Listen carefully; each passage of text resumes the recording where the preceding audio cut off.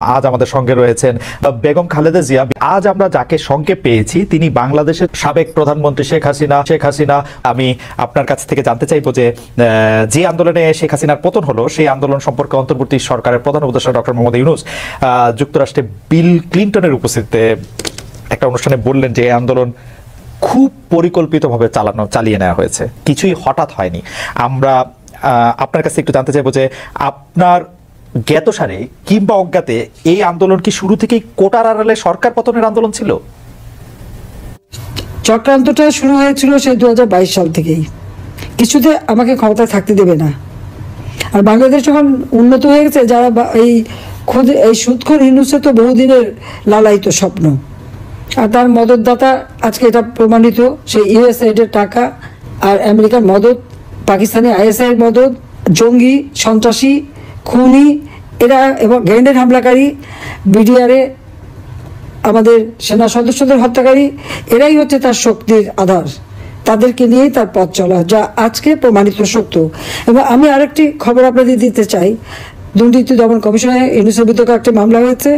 আর শ্রমিকদের অর্থ আত্মসাতের জন্য শ্রমিকদের করা মামলায় শ্রমিক আদালতে ইউনূস কিন্তু সাজাপ্রাপ্ত আসামি। সে কিন্তু একটা কনভিক্টেড আসামি এবং সে চক্রান্ত করে, সন্ত্রাস করে, জঙ্গিবাদকে সহায় করে এবং অপপ্রচার চালিয়ে সে ক্ষমতাটা দখল করেছে। ক্ষমতা দখল করার সাথে সাথে কী করেছে, সে তার আগে থেকেও প্রচেষ্টা ছিল। ইউনূস সেন্টার নামে একটা জায়গা আপনারা জানেন, গ্রামীণ ব্যাংকের একটা সম্পত্তি 11,000 স্কোয়ার ফিট বিনা পয়সা নিয়ে সেখানে তার ইউনূস সেন্টার, এবং এটা হচ্ছে একেবারে যত রকমের চক্রান্তের জায়গা। ইউনূস ক্ষমতায় যেয়ে কিন্তু নিজে ওই জায়গায় তার যে লোকরা বসা তাদেরকে দিয়ে সারা বাংলাদেশে সার্ভে করার নামে লোক নিয়োগ দিয়েছে। ঢাকা জেলার জন্য 40 জন, আর তাছাড়া সারা বাংলাদেশের জন্য তার প্রায় 80 থেকে 100 জনের টিম। বিভিন্ন জেলায় জেলায় তাদের দায়িত্ব, যেখানে সিটি কর্পোরেশন বা পৌরসভা আছে সেই জায়গার জন্য বেশি করে লোক নিয়োগ, এবং ইউনিয়ন পর্যায় পর্যন্ত সে লোক নিয়োগ দিয়েছে। যাদেরকে সে টাকা দেয় তাদের হাতে মোবাইল ফোন, একদম স্মার্টফোন, তাদের হাতে কম্পিউটার, এবং সমগ্র বাংলাদেশের সমস্ত তথ্য দিয়ে তারা পাঠায়। এই তথ্যের যে তথ্যগুলি সে সংগ্রহ করে যাচ্ছে সেটা হচ্ছে আওয়ামী লীগের নেতারা কে বেশি জনপ্রিয়, অতীতে কে জনপ্রিয় ছিল, বা এমপি ছিল, বা চেয়ারম্যান ছিল, বা কি ছিল, বা ভবিষ্যতে কে হবে, আর বর্তমানেও কে আছে। এই সমস্ত তথ্যগুলি সংগ্রহ করা, বিত্তশালী সম্প্রদায় কাকে সমর্থন দেয়, আওয়ামী লীগকে দেয় না কাকে দেয়, তাদের তথ্য সংগ্রহ করা, এবং আওয়ামী লীগ, বিএনপি, জাতীয় পার্টি, জামাত কার কোথায় কি অবস্থা, ভোটের কি অবস্থা, এই সমস্ত তথ্য সংগ্রহ করার জন্য তার কিন্তু এজেন্ট নিয়োগ করা আছে।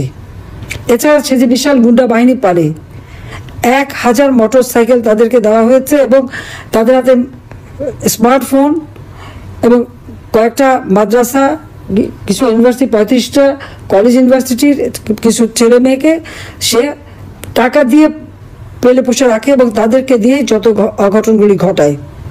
এবং এটা যে তার একটা সেই মানে সূক্ষ্ম পরিকল্পনার ফসল, সেটা সে নিজেই বলে ফেলেছে বিল ক্লিনটনের অনুষ্ঠানে। খুব খুশি মনে হাত বা নাচিয়ে বলল যে এটা এখানে ছাত্র না, জনহিত না, এটা হচ্ছে তার ম্যাটিকুলাস ডিজাইন করা মাস্টার মাইন্ড দ্বারা এই এমন ঘটনা ঘটিয়েছে যে শেখ হাসিনাকে ক্ষমতা থেকে ঘটিয়ে সে অবৈধভাবে জোর করে ক্ষমতাটা দখল করে নিয়েছে, মানে ডাকাতি করে ক্ষমতা নেওয়া, এবং ক্ষমতা নেওয়ার পরই আওয়ামী লীগের উপরে যত রকমের অত্যাচার, আর এই অত্যাচারে আরও উৎসাহিত হয়ে বিএনপি আর জামাত তো আছেই। কারণ জামাতের কথা হচ্ছে আমরা যুদ্ধাপরাধীদের বিচার করেছি, যেখানে জিয়াউর রহমান যুদ্ধাপরাধীদের মন্ত্রী করেছিল, আর যারা সাজাপ্রাপ্ত আসামি তাদেরও ছেড়ে দিয়েছিল। গোলাম আজম পাকিস্তানি পাসপোর্ট নিয়ে পাকিস্তানে ছিল, তাকে আবার ফিরত এনেছিল, তাদের আমরা বিচার করেছি, কাজে সে প্রতিশোধ দেবে। আর জাতির পিতা বঙ্গবন্ধু শেখ মুজিবুর রহমানের হত্যাকারীদেরকে জিয়াউর রহমান ইন্ডেমনিটি দিয়েছিল, দায় মুক্তি, তাদেরও বিচার করেছি। আজকে আপনারা দেখেন 7ই জুলাই 2024 সালে যে আন্দোলন, কই পুলিশ তো কিছু বলেনি আন্দোলনকারীদেরকে, আমরা তো কিছুই বলিনি, বরং তাদের সাথে আলোচনা করা, তাদের পাশে থাকা। মেয়েরা যখন পথে নেমেছে তাদের নিরাপত্তা, ওই মেয়েরা যখন স্লোগান দেয় শেখ হাসিনা পদত্যাগ চায়, আর আমি তখন তাদের নিরাপত্তা দেই যে তাদের জন্য কোনো রকম অসুবিধা না হয়। আজকে তাদের অবস্থাটা কি? এখন মেয়েরা ঘর থেকে বেরোতে পারে না।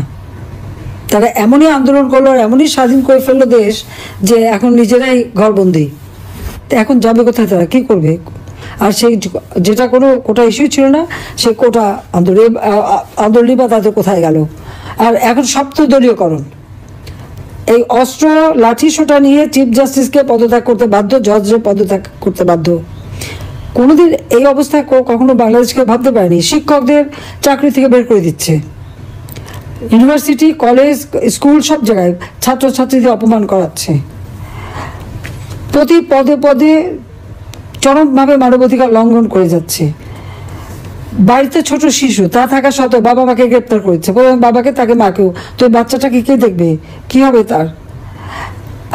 93 জন আইনজীবীর বিরুদ্ধে মামলা তারা সারেন্ডার করেছে, তাদের জামিন দেবে না। কিছু জামিন দিয়েছে, কিছু দিচ্ছে না। মানে আপনি যে বিচার চাইবেন সেই সুযোগটাও নাই। আইনজীবীদের এইভাবে গণহারে মামলা দেওয়া, গ্রেপ্তার করা, পৃথিবীর কোনো সভ্য দেশে এরকম ঘটনা ঘটে বলে আমার তো জানা নেই, আমি তো দেখিনি। কাজে বাংলাদেশ আজকে কি? আইনের শাসন নাই, ন্যায় বিচার পাওয়ার অধিকার নাই, নারীদের কোনো স্বাধীনতা নাই। এবারে ঈদে শ্রমিকদের কান্নায় ভরা, 1100 ইন্ডাস্ট্রি বন্ধ, শ্রমিকদের কাজ পায় না। তার উপর আবার আওয়ামী লীগের নেতাকর্মীদের ঘর বা বসত বাড়ি, ব্যবসা প্রতিষ্ঠান, তাদের গরুর খামার, মৎস্য খামার, মুরগির খামার, ফলের বাগান সবই ধ্বংস। দোকানপাট যা ছিল একেবারে সব ভেঙে চুরে লুটপাট করে জ্বালিয়ে পুড়িয়ে নিঃস্ব করে দিচ্ছে। কেন? আওয়ামী লীগ যেন আর কোনোদিন মাথা তুলে দাঁড়াতে না পারে, এটাই তাদের চেষ্টা। হাজার হাজার ছাত্রছাত্রীরা আজকে লেখাপড়া করতে পারে না, ডিগ্রি কেড়ে নেয়, তাদেরকে পড়াশোনা করতে দেবে না।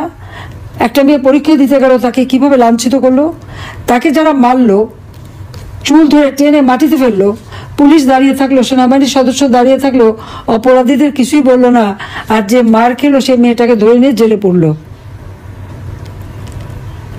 এই পুলিশ, সেনাবাহিনী হোক, প্রশাসন হোক, জনগণের ট্যাক্সের টাকা তারা বেতন পায়, আর তাদের সকলেরই আমি কিন্তু জীবন মান উন্নত করে দিয়েছি, বেতন ভাতা বাড়িয়ে দিয়েছি। কিন্তু এখন কি দেখলাম, তাদের কাছ থেকে জনগণ ন্যায় বিচার পেতে পারে না। এটা কোন ধরনের অবস্থা? এখন ইউনিয়ন পর্যন্ত এজেন্ট লাগিয়ে দিয়ে হাজার হাজার টাকা কোটি টাকা খরচ করে ইউনুস এখন কীভাবে আওয়ামী লীগ, 14 দল, মুক্তিযোদ্ধা, তাদেরকে নিঃস্ব করে দেওয়া, তাদেরকে ধ্বংস করে দেওয়া, সেই চেষ্টাই করে যাচ্ছে। আর তার দোষর জঙ্গি, সন্ত্রাসী, খুনি, দুর্নীতিবাজ, অবৈধ অস্ত্রধারী এবং জেলখানা থেকে তাদের সবাইকে মুক্তি দিয়েছে। গেলেন হামলাকারী থেকে শুরু করে কেউ বাদ নাই, মুক্তি দিয়ে জেল ভরে ফেলেছে আমার আওয়ামী লীগের নেতা কর্মী দিয়ে। সবথেকে বড় কথা, পিটিয়ে মানুষ হত্যা করা, এমনকি আইনজীবীকে পিটিয়ে হত্যা করলো, মাথা কোপানো। মানে বর্বরতা। পাকিস্তান আর্মি গুলি করে মানুষ মারত, আর এরা এমনই বর্বর যে পিটিয়ে হত্যা। এমনকি অন্তঃসত্ত্বা নারী পুলিশ কনস্টেবলকেও ছাড়েনি। আর আমাদের মেয়েদের উপরে ইফতার বন্টন করতে, তাকেও, তার উপরে জুলুম, তাকেও মেরে পাতা ফাটিয়ে দিয়েছে এবং কয়েকটা সেলাই পড়েছে। তো এইভাবে অত্যাচার, নির্যাতন তারা চালিয়ে যাচ্ছে। আর মামলা দেওয়াতে তো আমার মনে হয়, আমি এ পর্যন্ত যত হিসেব, প্রায় 70,000 মামলা, আর এজাহারভুক্ত আর অজ্ঞাতনামা ধরলে প্রায় 4-5 লাখ হবে আসামি করে দিয়েছে। কারণ আমার বিরুদ্ধেই তো কতগুলি মামলা, 288টা মামলা, তারপর আর একটা দিয়েছে রাষ্ট্রদ্রোহী মামলা। আমি ইউনিভার্সিটি জিজ্ঞেস করি, রাষ্ট্রটা কার? আমার বাবা তার জীবনটা উৎসর্গ করেছে, আওয়ামী লীগের নেতাকর্মী তাদের জীবন উৎসর্গ করে এই দেশ স্বাধীন করেছে। আমি জনগণের নির্বাচিত প্রতিনিধি, জনগণ আমাকে ভোট দিয়েছে, পার্লামেন্ট পার্টিতে আমি ভোট পেয়েছি, সমর্থন পেয়ে সরকার গঠন করেছি। সংবিধান মোতাবেক আমার প্রধানমন্ত্রিত্ব হচ্ছে বৈধ, সাংবিধানিক।